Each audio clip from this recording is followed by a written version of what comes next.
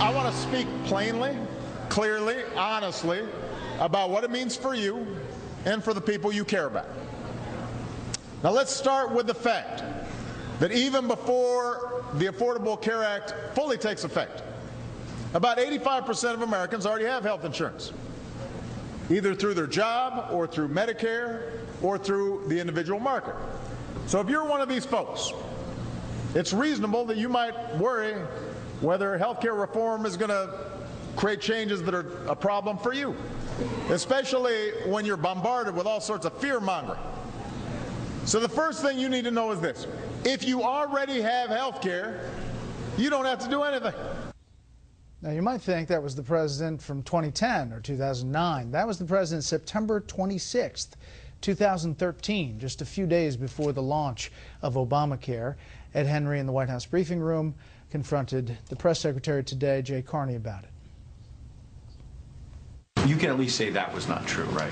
Look, as I said last week, accept that, communications are challenging here. The president, look, you have to remember that the Affordable Care Act promises. Yes, it's not true. So how did that get into the president's remarks? The president was referring to was the broader promise of the Affordable Care Act. But look, our focus, Ed, is on implementing the law and getting these benefits to the American people. And doesn't his credibility matter in what he communicates? Again, it's a portion of the 5%, just for precision's sake. But what I can tell you is that the president campaigned on, argued for, signed into law the Affordable Care Act.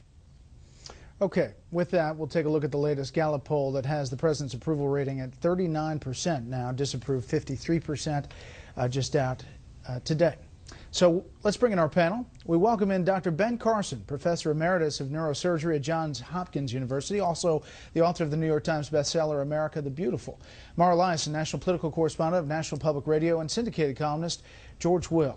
Dr. Carson, thanks for being here. Your thoughts as you watch this story and how it has developed and this latest kind of wrinkle back and forth? Well, my concerns are a little bit different than those of everyone else. And that is, my concern is that if you have a government that can't be trusted, if you have to parse every word, if you have to filter it through legalese in order for the people to understand what's going on, then what have we devolved into? This is not what America was supposed to be, and I think a lot of people have lost sight of that.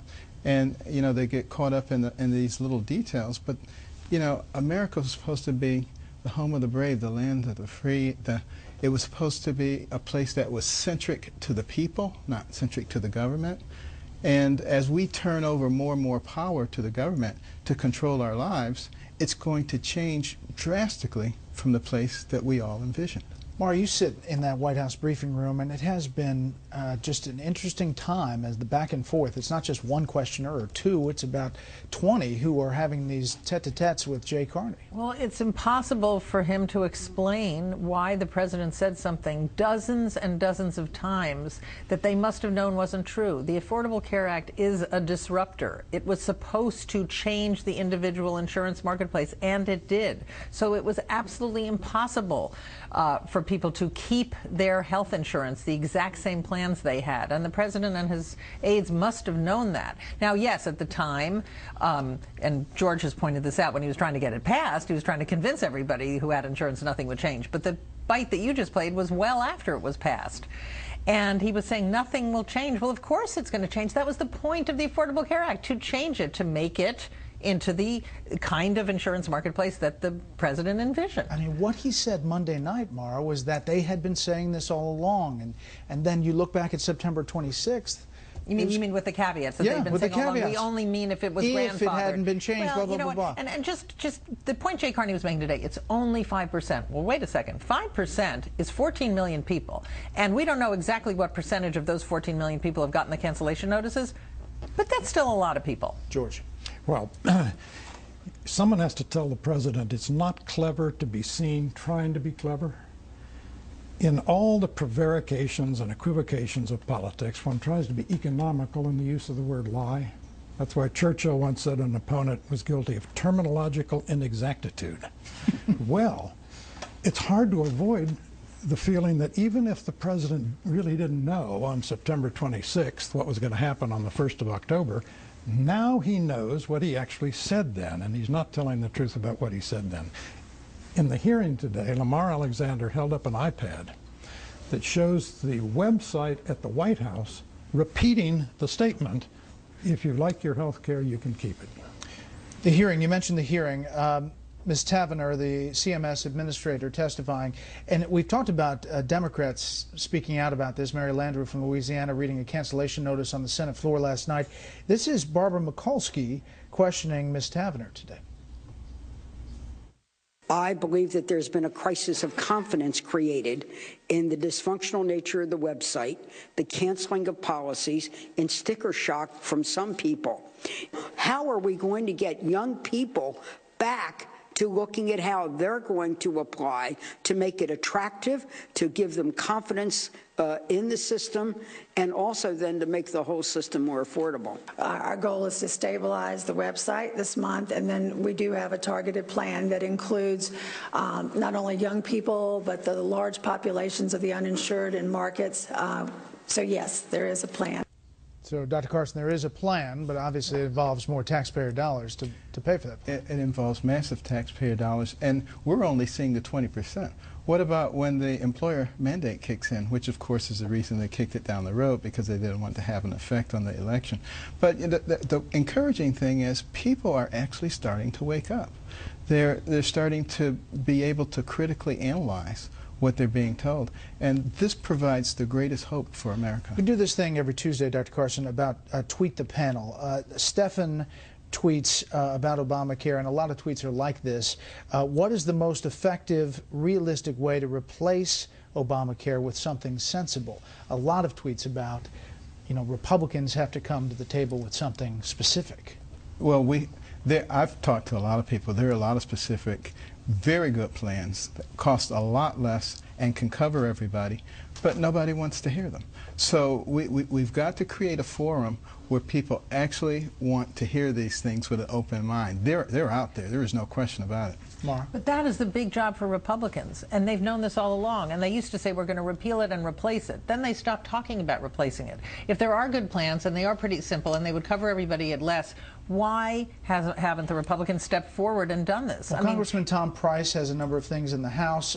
They've had several different plans, but that is the pushback now, George, is that where are the specifics if you're going to say Obamacare can't work? I think it's unfair. Paul Ryan has a premium support plan. John McCain, amazingly, got it right in 2008.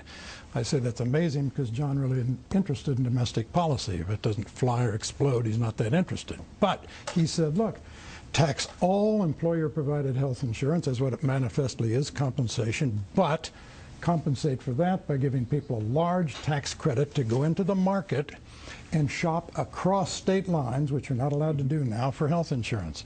Premium support plus that's a Republican plan. Also, tort reform is often talked about as something that would be big, and I'm sure it's a huge problem, and it's a special interest group problem because the Trial Lawyers Association don't want it in. And Howard Dean was asked at a public forum, why is it not in the plan? And he's pretty straightforward, even though I don't agree with much he has to say. He said, the trial lawyers give us a lot of money and they don't want it in there.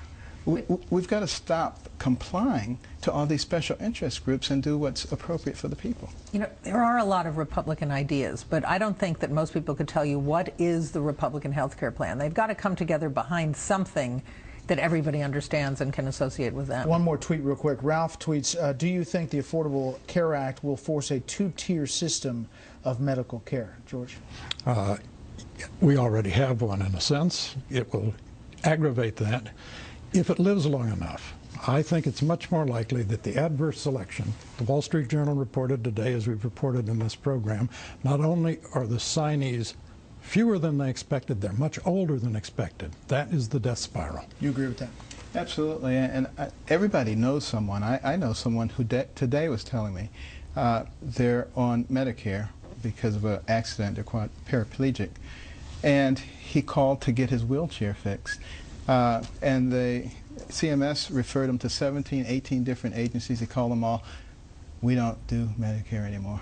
I mean, this is the kind of thing that average Americans are going to be running into. And the next move will be to pass a law to coerce doctors into doing this. Next up, the political impact of all this, 2014, 2016, looking down the road.